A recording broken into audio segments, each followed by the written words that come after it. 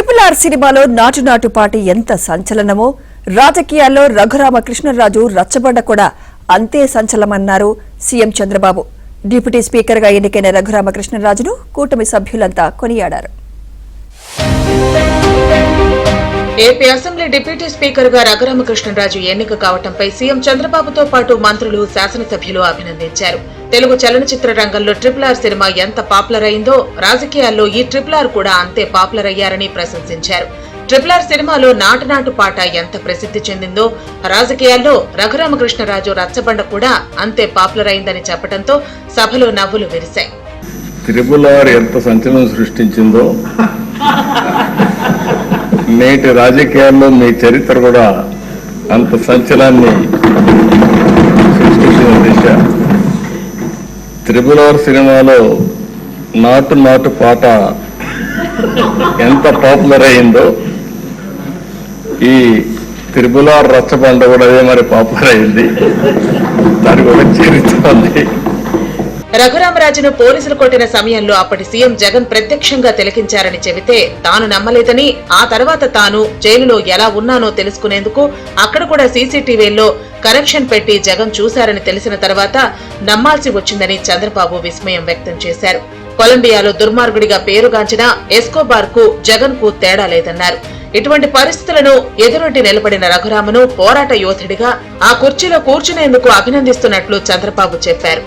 ఏదైతే Pablo Escobar అతనికి ఇతనికి కరెక్ట్ గా సరిపోతున్నాయి పోలికలు, దాంట్లో ఏం అనుమానం లేదు.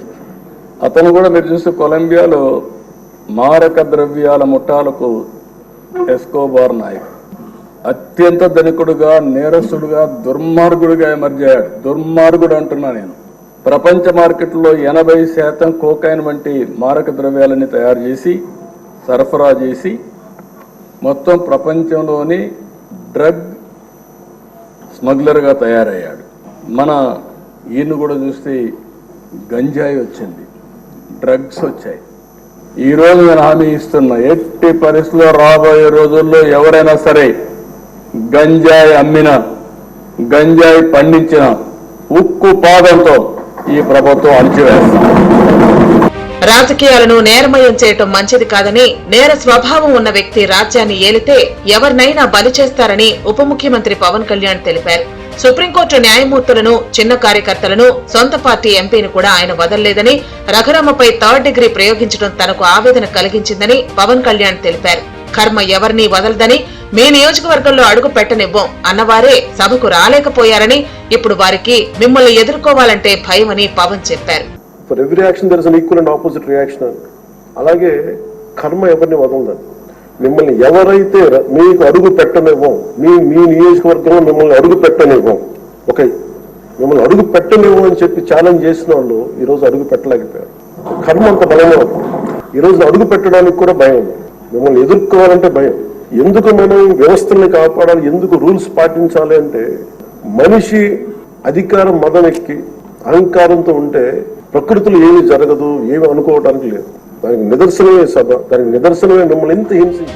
రఘురామరాజు కృతజ్ఞతలు తెలుపుతూ ప్రజాస్వామ్యానికి వెన్నుముక శాసనసభ అని, మహానుభావులు చేసిన చట్టాలను అమలుపరచాలని, చట్టంలో లేని వాటి గురించి చిన్నపిల్లాళ్ల మారాన్ చేయటం, అడగటం కరెక్ట్ కాదని జగన్ పై సెటైర్ వేశారు.